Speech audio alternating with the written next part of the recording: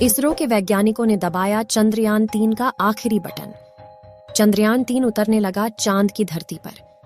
17 अगस्त के दिन जब सारे लोग सो रहे थे, तभी इसरो के वैज्ञानिक चंद्रयान पर नजर गड़ाए बैठे थे। करीब आधी रात में दबाया आखिरी बटन, जिसे देख भारत के खिलाफ षड्यंत्र रचने वाला चीन भी हुआ हैरान। साथियों, रूस अपना लूना 25 को छोड़कर यह सोच रहा होगा कि शायद भारत इससे डर जाएगा, लेकिन इसरो को इससे कोई फर्क नहीं पड़ा। बल्कि उन्होंने तो ट्वीट करके रूस को बधाई दे दी है और कहा है कि चलो चांद पर मिलेंगे। जहां चंद्रयान-3 इस वक्त चांद की कक्षा में परिक्रमा कर रहा है। और अब बड़ी खबर यह है कि 17 अगस्त के दिन भारतीय स्पेस एजेंसी ने हमारे इस बाहुबली स्पेसक्राफ्ट का आखिरी बटन दबा दिया है, जिससे चंद्रयान-3 से चांद की यात्रा में 2 बड़े बदलाव होंगे। दरअसल 5 अगस्त के दिन इसरो के वैज्ञानिकों ने चंद्रयान-3 को चांद के गुरुत्वाकर्षण की ओर धकेल दिया था और उस दौरान चांद ने अपनी 164 किलोमीटर इंटू 18,072 किलोमीटर की अंडाकार कक्षा में पकड़ लिया था, जिसके बाद समय समय पर लूनर ऑर्बिटर मैनूवरिंग परफॉर्म करके लगातार की कक्षा को घटाया जा रहा था। और अब 16 अगस्त के दिन चंद्रयान-3 के अंडाकार कक्षा को घटाकर इसे 100 किलोमीटर इंटू 100 किलोमीटर की गोलाकार कक्षा में भेजा गया। यह प्रक्रिया डी ऑर्बिटिंग के नाम से जानी जाती है और इसरो के वैज्ञानिक इसे चांद की 5वीं ऑर्बिट में कर दिए हैं। जब यह चांद की सतह से पूरे 100 किलोमीटर की ऊंचाई पर पहुंचा, तो 100 किलोमीटर की कक्षा पकड़ने की यह प्रक्रिया इतनी अहम इसलिए है क्योंकि किसी भी घूमती हुई चीज को उसके अंडाकार रास्ते में से निकालकर गोलाकार रास्ते में रखने के लिए सही रफ्तार और अक्ल की जरूरत पड़ती है। और जैसा कि आप जानते हैं कि चांद की कक्षा में चंद्रयान-3 का प्रोपल्शन मॉड्यूल कई सालों तक लगातार घूमता रहेगा। इसलिए अगर एंगल 1 डिग्री भी इधर उधर हो गया तो प्रोपल्शन मॉड्यूल हर चक्कर में चांद से दूर चला जाएगा। और एक समय ऐसा आएगा जब ये चांद के गुरुत्वाकर्षण से निकलकर डीप स्पेस में खो जाएगा और इससे मिशन फेल भी हो सकता है।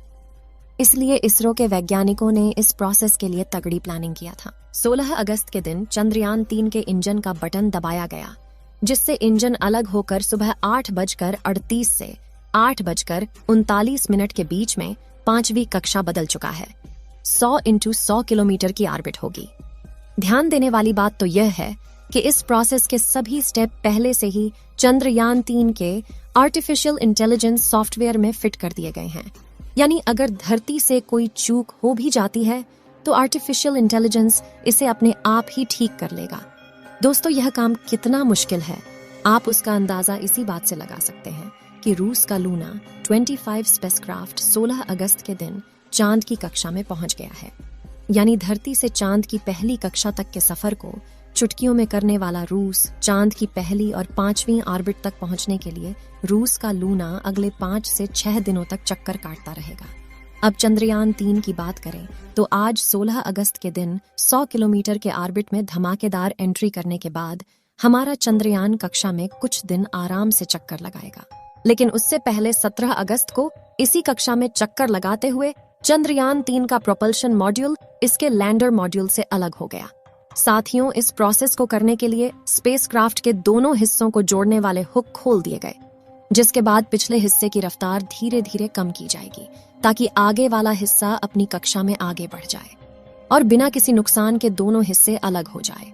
इसके बाद चंद्रयान-3 का लैंडर और प्रोपल्शन मॉड्यूल दोनों ही चांद के 100 किलोमीटर की कक्षा में अलग अलग घूमते रहेंगे। प्रोपल्शन मॉड्यूल तो यहाँ इसी तरह से चक्कर लगाता रहेगा, लेकिन 20 अगस्त के दिन चंद्रयान-3 का विक्रम लैंडर अकेले ही चांद की ऑर्बिट और कम करके 100 इंटू 30 किलोमीटर की ऑर्बिट पकड़ेगा और जहां से 30 किलोमीटर की ऊंचाई से वह अपनी रफ्तार को धीरे धीरे कम करते हुए चांद की सतह की तरफ बढ़ेगा। आपको बता दें कि इस दौरान पहले तो लैंडर की रफ्तार को बढ़ाकर इसे सतह की तरफ धकेला जाएगा, लेकिन सतह के नजदीक पहुंचते हुए इसकी रफ्तार को धीरे धीरे कम किया जाएगा।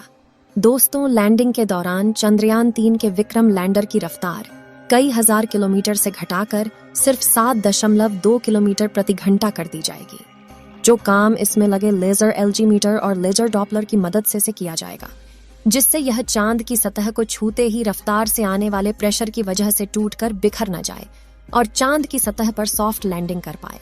इस तरह से अपने सफर में आगे बढ़ते हुए 23 अगस्त के दिन शाम के करीब 5:47 पर चंद्रयान-3 का विक्रम लैंडर चांद की सतह पर कदम रखेगा, जिसके बाद यह अगले एक लूनर दिन यानी पृथ्वी के 14 दिनों तक चांद पर एक्सपेरिमेंट करेगा, जिसमें इसकी सहायता इसके अंदर मौजूद 26 किलो का रोबोट यानी प्रज्ञान रोवर करेगा। जहां विक्रम लैंडर चांद की सतह पर जांच करने के लिए नहीं गया है, बल्कि ये सिर्फ एक जगह खड़ा होकर अपना काम करेगा और अपने उपकरणों की मदद से ये डेटा कलेक्ट करेगा, जबकि दूर दराज के इलाकों में डेटा कलेक्ट करने के लिए इसके साथ चांद पर भेजे गए प्रज्ञान रोवर का इस्तेमाल किया जाएगा। दोस्तों, जैसा कि आप जानते हैं कि वैज्ञानिक डेटा के सिवाय कुछ दावा नहीं करते। ऐसे में इसरो के चीफ सोमनाथ ने चंद्रयान-3 को लेकर ऐसा दावा कर दिया है जो सुनकर आपका सीना गर्व से चौड़ा हो जाएगा और भारत के दुश्मनों की टेंशन बढ़ जाएगी। दरअसल एक प्रेस कॉन्फ्रेंस में इसरो के प्रमुख सोमनाथ ने कहा कि अब चंद्रयान-3 को कोई नहीं रोक सकता और चंद्रयान-3 का विक्रम लैंडर किसी भी हाल में चांद की सतह पर सॉफ्ट लैंडिंग करेगा।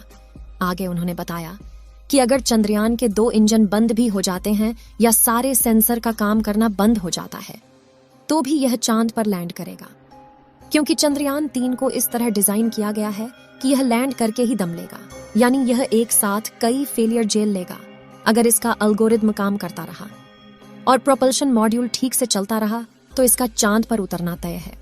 दोस्तों, इसरो चीफ का यह भी कहना है कि 100 किलोमीटर की ऑर्बिट पर चंद्रयान-3 में कोई कठिनाई नहीं दिख रही है।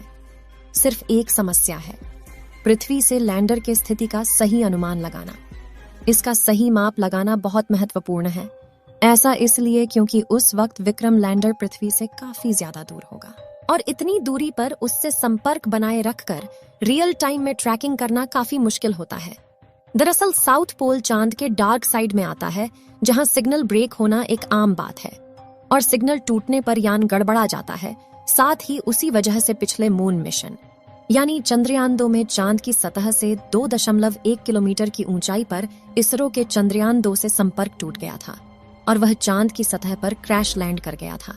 हालांकि इस बार इसरो ने चंद्रयान-3 के लिए एक्सपोर्ट ब्रेन डिजाइन किया है, जहां विक्रम लैंडर के अंदर लगा आर्टिफिशियल इंटेलिजेंस दिमाग यानी सॉफ्टवेयर इतना ज्यादा पावरफुल है कि वह अपने आप ही इसके अंदर लगे सेंसर और चांद के चक्कर लगा रहे। चंद्रयान-3 के ऑर्बिटर में मौजूद दिमाग को इस्तेमाल करके लैंडिंग के लिए निर्णय ले लेगा। यानी हम यह कह सकते हैं कि इस बार इस चंद्रयान को कोई माई का लाल भी नहीं रोक सकता है और चंद्रयान मिशन की सफलता के चांसेस पूरे 100% है। इस मिशन के सफल होने की दुआएं आप कमेंट बॉक्स में करते रहें। चलिए दोस्तों, इस वीडियो को यहीं पर खत्म करते हैं। इस वीडियो को एक लाइक जरूर करें और अपने मित्रों तक इस वीडियो को शेयर करें।